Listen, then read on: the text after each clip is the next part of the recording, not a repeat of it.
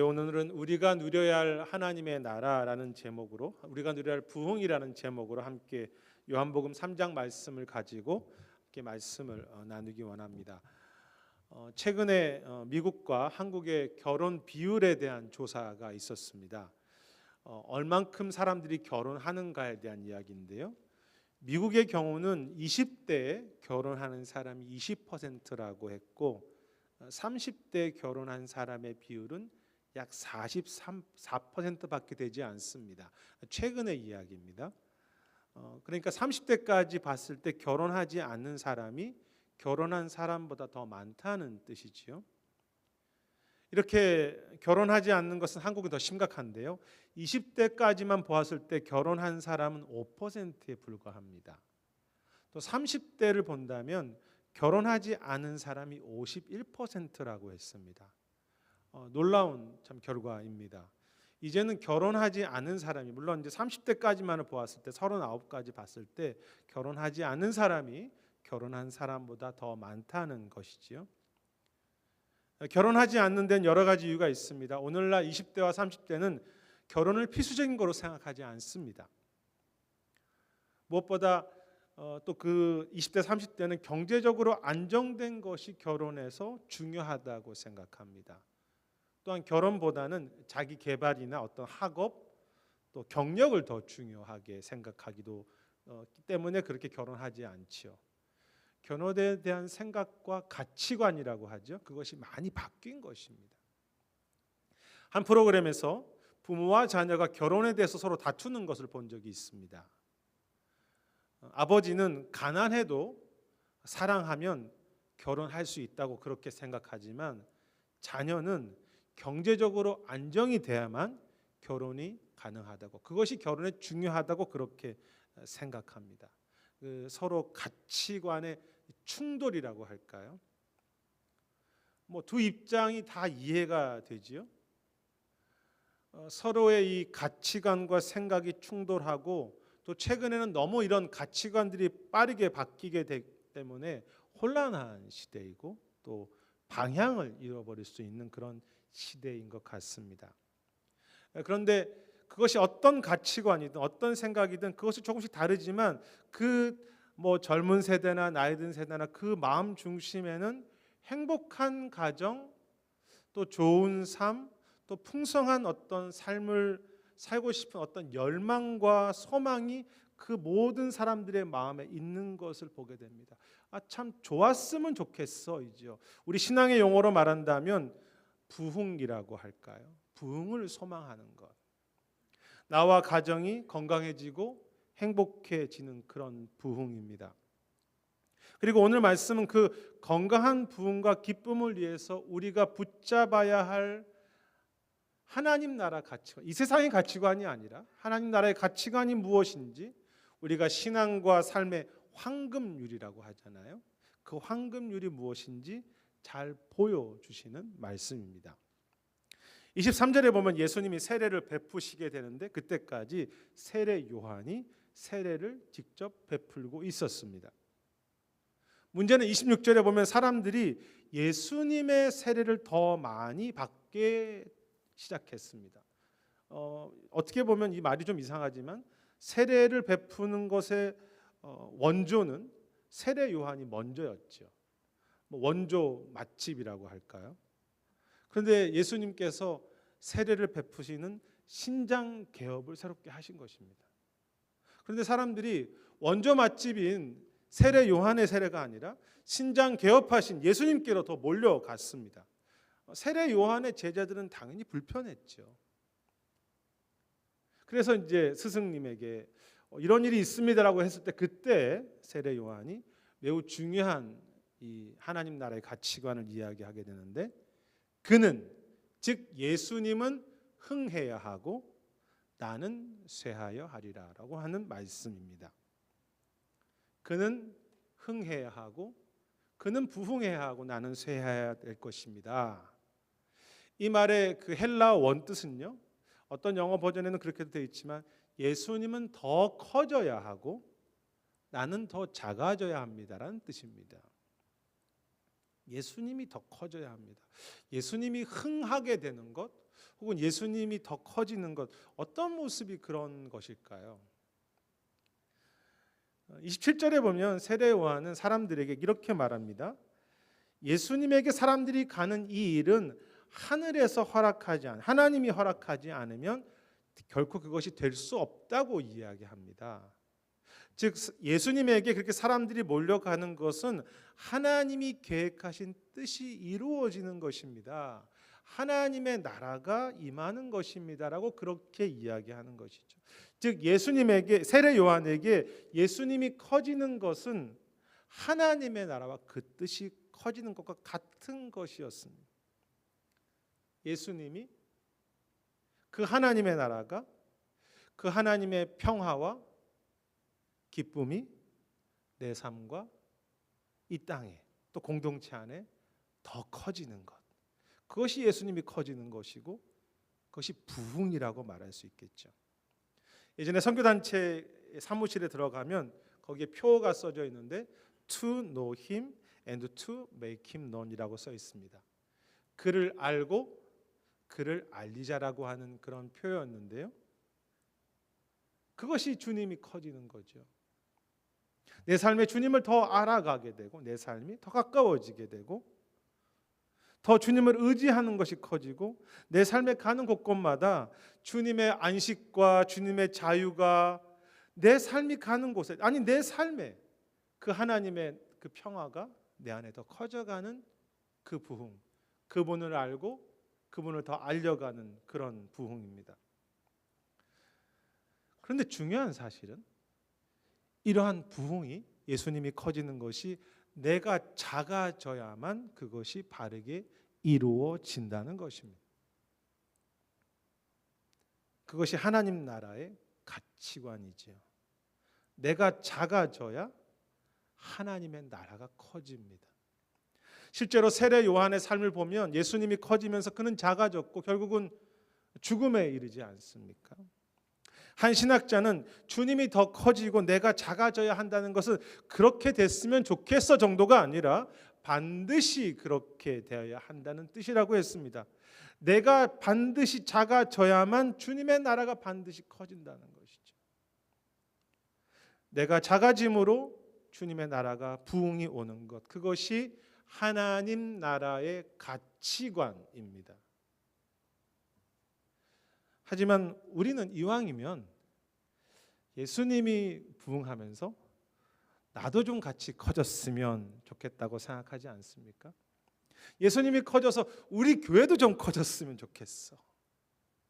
예수님이 커지면서 그 내 삶도 더 커지는 그런, 높아지는 그런 소망이죠. 그것이 인간의 본성이라고 생각합니다. 보통 이제 포스트 모던이라고 하는데 요즘은 또 포스트 모던 후기, 포스트 모던이라고 해서 정말로 내 감각, 내 개인의 생각들이 중요해지는 그런 시대이지만 역사적으로 봐도 인류의 역사 속에서는 항상 인간은 내가 중심이 되기 원했고 내가 더 커지기 원했고 내가 더 높아지는 자리에 있기를 원했던 것이 인간의 본성입니다. 그러므로 내가 작아져서 주님이 커진다고 하는 이 하나님 나라의 가치관을 우리가 정말로 진심으로 받아들이는 것은 쉬운 일이 아닙니다. 여러분은 어떠십니까? 내가 작아지는 것, 그래서 하나님 나라가 커지는 것. 왜 내가 작아져야 주님이 커지십니까? 이 세례 요한 당시만을 살펴본다면요, 그 당시에 종교 지도자들이 있었고 유대 종교가 있었습니다. 그런데 그들은 하나님을 잘 섬기면서 자신들도 위대한 이스라엘, 위대한 그런 삶이, 큰 삶이 되기를 원했습니다. 우리처럼 말입니다. 하지만 그 당시 역사를 보면 그들의 탐심과 교만과 욕심 때문에 서로를 아프게 했습니다. 그리고 그들 때문에, 그들이 중심에 서 있기 때문에 하나님의 나라가 오지 못했죠. 주님이 오셨는데 그들이 방해했습니다. 내가 하나님의 나라를 방해하는 것입니다. 그것은 오늘도 마찬가지지 않습니까? 내가 커지고 내가 중심이 되면 다 좋을 것 같은데 이 사회가 어떻습니까? 그 결과 남성인지 여성인지를 내 스스로 결정하겠다고 생각하는 그런 모습으로 바뀌어가기도 하고, 쾌락과 내 욕심이 중심이 되면서 약물 중독이나 또 여러 가지 잘못된 중독들, 그리고 우울함들, 또 서로를 경쟁하고 미워하는 것이 더 커져가는 그런 우리의 삶과 사회이지 않습니까? 내가 중심이 되면 해결될 수 있을 것 같은데 오히려 사회와 우리의 가정들은 더 아파하죠.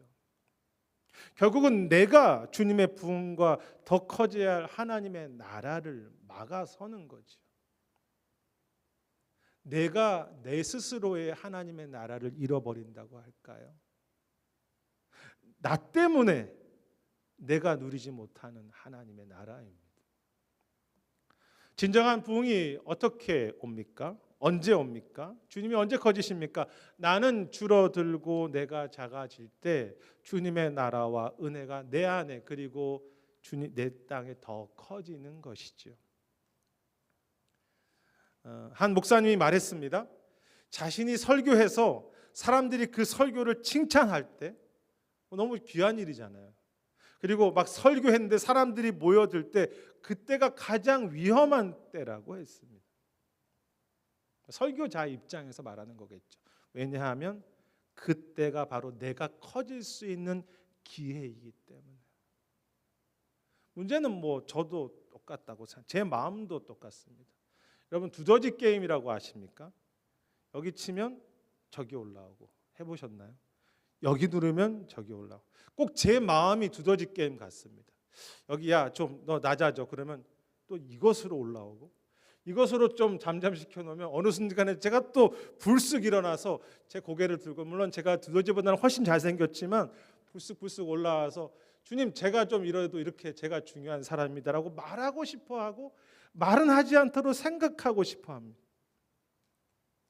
두더지 같은 목사라고 말하면 좀 이상하겠지만 계속 내가가 올라오는 것. 그 책 중에 죽어가는 교회를 부건한다. 영어 제목은 Autopsy of the Deceased Church라는 책인데요. 한국말로도 번역이 됐습니다. 이 톰 라이더라고 하는 유명한 사람이 쓴 책입니다. 죽어가는 교회를 부검한다. 재미있지 않습니까? 제목이 조금 약간은 무섭기도 하고. 이 책은 지금 미국 교회들 안에, 현대 교회들 안에서 사라져가고 죽어가는 교회들을 연구하면서 죽어가는 교회들의 공통점을 적어놓은 책입니다. 그런데 반대의 책도 있습니다. 같은 분이 쓰셨는데 살아있는 교회를 해부한다. Anatomy of the Revitalized Church. 부흥하는 교회를 좀 해부해 본다. 이 책도 제목이 재미있죠. 살아있는 교회를 해부한다. 죽은 교회를 부감한다. 이 책은 현재 미국 교회에서 부흥하고 새롭게 건강한 교회의 특징과 공통점이 무엇인지 조사하고 기록한 책입니다. 이 두 책의 내용을 정리하면 죽어가는 교회의 특징이 몇 가지가 이제 책에 있는데요. 가장 중요한 특징은 죽어가는 교회는 과거와 전통에 집착하면서, 과거의 나의 모습에 집착하면서 매우 나 중심적이라는 것입니다. 그래서 언제나 우리가 어떻게 했어 이것을 강조하고 우리를 중요하게 여기고 교회 재정이나 에너지를 자기 교회만을 위해서 사용하는 교회들입니다. 다 죽어가. 또 다른 특징은 목회자들과 성도들이 서로 신뢰하지 않고 미워한다는 것입니다. 우리 교회는 안 그렇죠. 우리 교회는 서로 신뢰해 주시고 저도 여러분들을 신뢰하고, 교인들끼리 그리고 목회자와 성도들이 신뢰하지 않는 교회는 다 죽어간다는 것이죠. 반면 성장하고 건강한 교회는 나만을 위하지 않고 세상을 섬기고 하나님의 나라와 그 뜻을 위해서 그 교회와 성도들이 희생하며 재정과 에너지를 교회만을 위해서가 아니라 밖을 위해서 드리고 섬기는 그런 교회들이었습니다. 그 교회들은 지금 미국 안에 성장하고 건강해진다는 거죠. 이상합니다. 갈수록 미국은 더 개인주의적인 사회가 되어 가는데, 개인적이라고 하는데 세상의 가치관은 하나님 나라의 가치관과 반대로 내가 커져야 행복하다고 말하는데 오히려 내가 중심이 되는 것이 더 작아지는 교회들이, 그런 교회들의 사람들이 함께하고 교회 스스로가 작아질 때 그 속에 진짜 부흥이 온다는 거죠. 하나님 나라의 법칙이기 때문이죠. 저는 그것이 교회만이 아니라 개인과 가정도 마찬가지라고 생각합니다. 비록 세상의 가치관과는 다르지만 내가 작아질 때 주님의 나라와의 자유와 안식이 우리 가정 안에, 내 삶 속에 커져가는 것이죠. 저는 내가 작아지고 주님이 커져가는 가장 구체적인 방법 중에 하나가 기도라고 생각합니다. 여러분, 기도는 무엇입니까? 하나님 앞에서 작아지는 시간이죠. 하나님 앞에 서서 아버지, 제가 참 주의 긍휼이 필요한 피조물에 불과합니다 라는 것을 고백하는 것이 기도이고, 또 기도가 무엇입니까? 십자가 앞에 서서 십자가의 그 보혈 앞에 주님, 제가 정말 작은 죄인에 불과합니다 라고 고백하는 것이 기도이고, 그 속에 주님의 왕 되신 그 십자가의 은혜를 소망하고 구하는 것이 기도이지요. 레오나드 헤이븐 힐이라고 하는 분이 쓴 하나님의 방법으로 부흥하라는 책이 있습니다. 하나님의 방법으로 부흥하라는 책에서 저자는 그런 이야기를 합니다. 오늘날의 이 강단에서, 이 설교단에서 어깨에 힘주는 목회자들과 사역자들이 너무 많다고 하면서 자신들의 아름다움과 지식과 높은 것을 자랑하고 높이지만 그곳에는 오히려 말씀과 부흥이 메말라 간다고 했습니다. 우리 스스로를 높이지만 부흥은 메말라 가는 거죠. 하나님의 나라는 점점 약해지는 거죠. 하나님 나라의 가치관, 내가 작아지고 낮아지는 가운데 기도함으로 주님의 나라와 그 뜻이 우리의 삶과 가정과 우리의 자녀들과 이 사회 속에 더 커지고 이루어지는 것, 그것이 바로 우리가 누려야 할 그런 부흥이지요. 그런데 오늘 말씀은 보면요, 예수님께서 커지고 부흥하는 것이 이미 세례 요한에게, 세례 요한은 더 커져야 합니다라고 말했지만 이미 세례 요한의 삶에 그 부흥이 시작되었고, 주님께서, 세례 요한이 아니라 주님께서 그 부흥을 끝까지 이루시는 모습을 보게 되고, 또 그 약속을 저희가 발견하게 되는데요, 저희가 읽었던 29절에 보면 세례 요한은 신랑이 오시는 것 때문에 자신이 이미 기쁨이 충만하다고 이야기합니다. 세례 요한은 작아지고 있고요, 결국은 죽어가는데 이상하게 기쁨이 충만하다는 것입니다. 하나님 나라가 이 세례 요한에게 이미 임한 거죠. 더 커져야 되긴 하겠지만 이미 기쁨이 충만하다고 합니다. 여러분, 이미 예수님께서 세례 요한에게 오신 자체가 하나님의 나라가 임한 것이 아니겠습니까? 그리고 31절부터 제가 끝까지 읽지 않은 36절에 보면 조금 다른 분위기의 말씀이 갑자기 튀어나옵니다. 세례 요한이 그 황금률과 같은 고백을 한 후에 31절에 보면 위로부터 오시는 이는 만물 위에 계시다고 이야기하고요, 예수님에 대한 고백입니다. 그리고 35절에도 보면 만물을 예수님의 손에 주셨다고 그렇게 말합니다. 예수님에 대한 고백과 찬양인데요, 어떤 사람들은 이 이야기가 31절부터 36절이 세례 요한이 했던 말이라고 이야기하기도 하고, 어떤 분들은 이 사도 요한, 요한복음을 쓴 사도 요한이 이 세례 요한의 고백에 맞춰서 했던 그런 찬양이라고 이야기하기도 합니다. 좀 의견이 다른 분들이 있는데요, 근데 분명한 것은 그것이 세례 요한이든 혹은 사도 요한의 이 요한복음의 저자이든 예수님의 왕되심을 기억하고 그것을 소망하면서 예수님의 이름을 높이고 있다는 거죠. 만물, 그 예수님이 다스리십니다 라는 고백을 그 신앙의 황금률 바로 다음에 예수님에 대한 찬양과 고백이 그곳에 함께 한다는 거죠. 예수님을 의지하고 예수님을 기도하며 그를 기뻐하고 그를 찬양할 수 있는 것. 비록 아직 완성되지 않았지만 그 주님을 찬양할 수 있다는 것, 주님의 이름을 부를 수 있다는 것, 그게 이미 부흥이지요. 물론 아직 세례 요한이 본다면 하나님의 나라는 더 완성돼야 합니다. 아직 하나님의 뜻이 더 커져야 하겠죠. 하지만 예수님이 주인 되심으로 이미 우리 안에 그의 기쁨과 나라와 임재가 시작되었고요. 그게 복음이죠. 그리고 주님께서 부흥과 하나님의 나라가 더 커지도록 끝까지 그 일을 이루시는 것. 그래서 우리는 그냥 작은 기도 한번 할 뿐이고 주의 이름을 찬양하고 붙잡고 의지할 수 있다면 바로 이미 하나님의 부흥이 우리 안에 시작된 것이죠. 그리고 주님께서는 부족한 우리의 기도를 통해서 끝까지 그 부흥을, 그 하나님의 나라를 우리 안에 이루시는 것입니다. 누가 부흥을 이루시면 언제 하나님 나라가 더 커지게 하십니까? 우리가 작아져서 기도할 때 하나님께서 자신의 부흥을 이미 시작하셨고요. 이미 기쁜 것입니다. 완성은 아니지만. 그리고 끝까지 하나님께서 직접 그 나라와 그 뜻을 우리 안에 이 땅에 커지게 하시는 것. 그것이 주님의 약속이지요.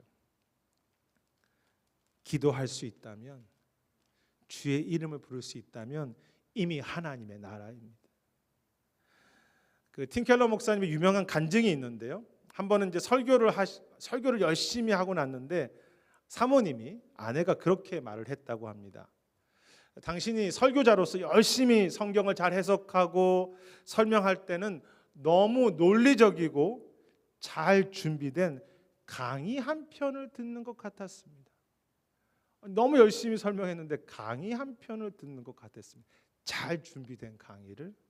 그런데 당신이 설교 중에 예수님을 이야기할 때부터, 당신이 예수님을 기억하고 그것을 말로 표현하든 그렇지, 예수님을 의지하고 예수님을 찬양하고 예수님을 높일 때부터 당신의 설교가 주님의 말씀으로 들렸습니다.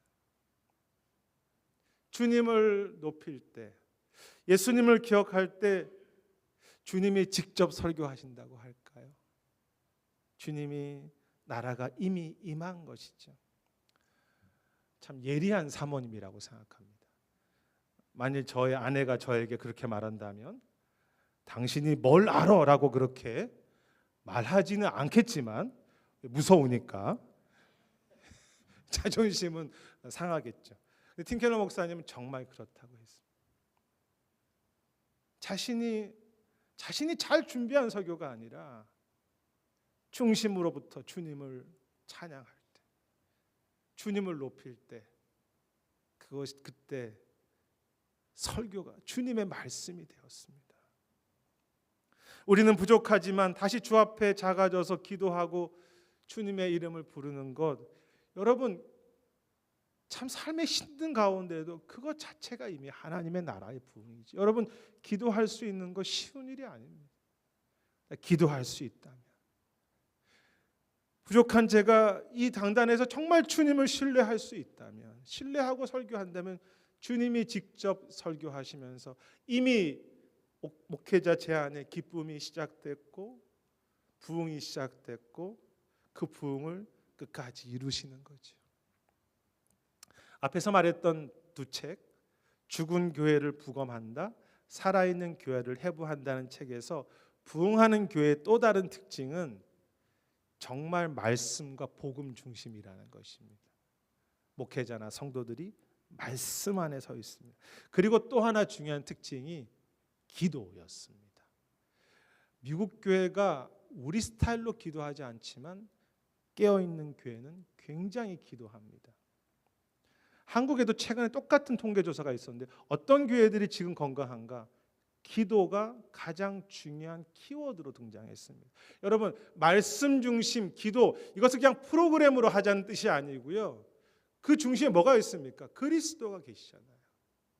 말씀도 그리스도를 우리가 기억하는 것이고 기도도 주님을 높이고 찬양하는 것, 그 속에 진정한 주님이 일하시니까. 그래서 어떤 형식적인 기도 막 말씀을 강조하는 우리 교회는 말씀 중심이다 이렇게 말하는 것이 아니라 진정으로 주님을 인정하고 주님을 소망하면서 말씀 한 구절을 붙잡고 기도할 때 그것 자체가 여러분 이미 기쁨이죠.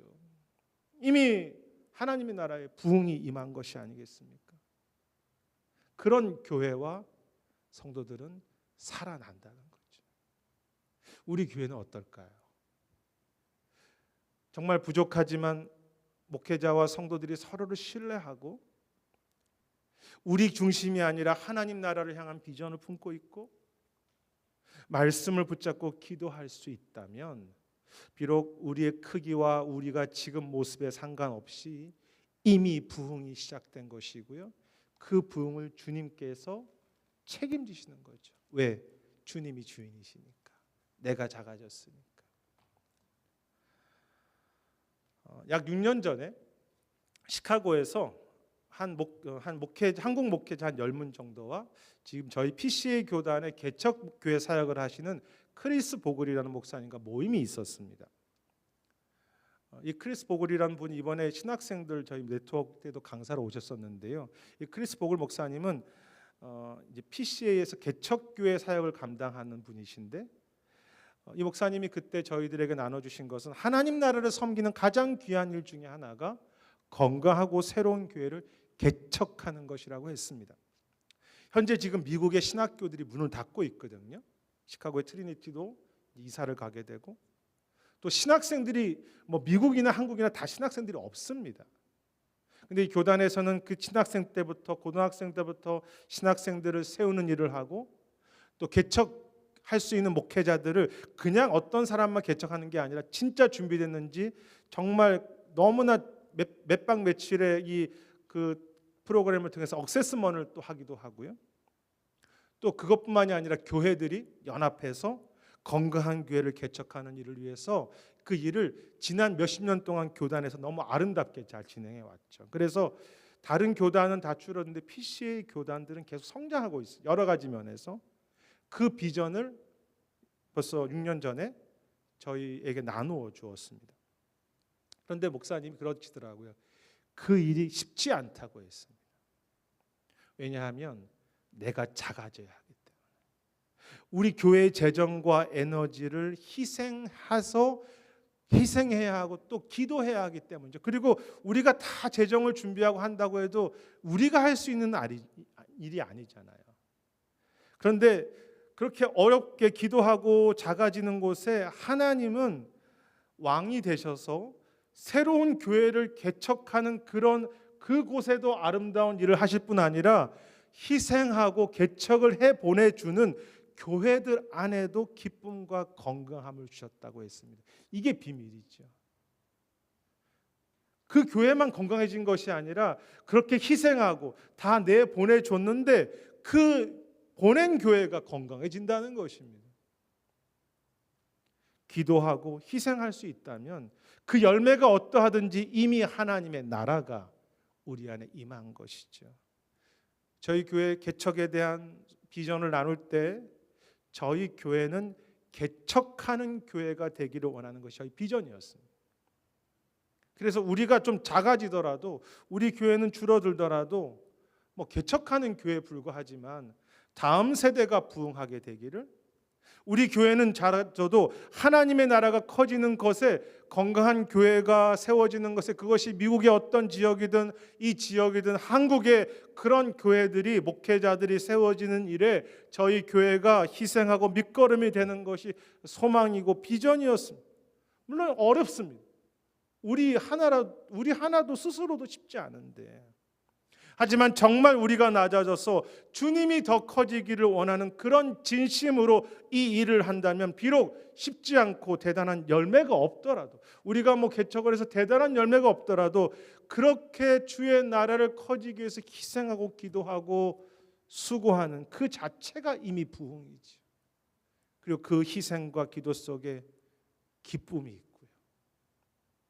우리가 아니라 주님께서 우리의 왕이신 주님께서 부흥과 열매를 끝까지 이루어 가시는 것이죠. 하나님의 방법으로 부흥하라는 앞의 책에서 저자는 이렇게 말합니다.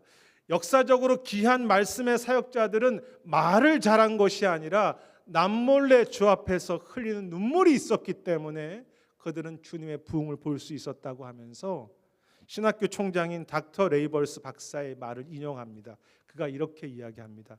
기도하는 곳에는 머지않아 부흥이 찾아옵니다.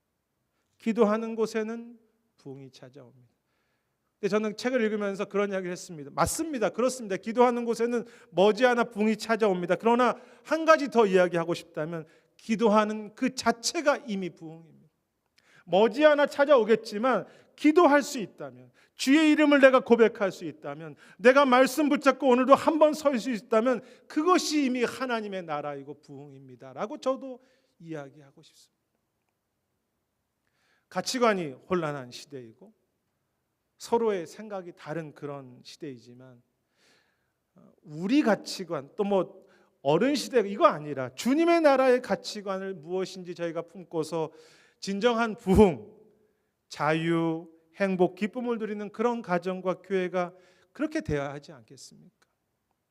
주님은 더 흥해야 하고 커져야 하고 나는 더 작아져야 하리라. 그러한 겸손한 기도와 낮아짐 속에 주님을 의지하고 주의 이름을 부르고 주의 이름을 찬양하고 한 번이라도 더 기도하는 가운데 오늘도 우리 삶 속에 하나님의 나라가 더 커지는 그런 부흥을, 그런 감격을, 참 이 고통스러운 삶 속에서 그 하나님의 나라를 더 경험하다가 주 앞에 갔을 때 정말 큰 교회라고, 이 땅에서 가는 주 앞에 섰을 때 정말 큰 사람이라고, 위대한 자녀들이라고 그렇게 평가받을 수 있는 진정한 부흥, 그러한 부흥과 그 하나님 나라를 날마다 더 풍성하게 누리시고 또 이 땅의 혼란한 이 땅 속에 그 하나님 나라의 가치관으로 진정한 부흥을 좀 전해줄 수 있는 그런 복된 여러분들과 또 교회와 우리 모두가 되시기를 주의 이름으로 축원하겠습니다.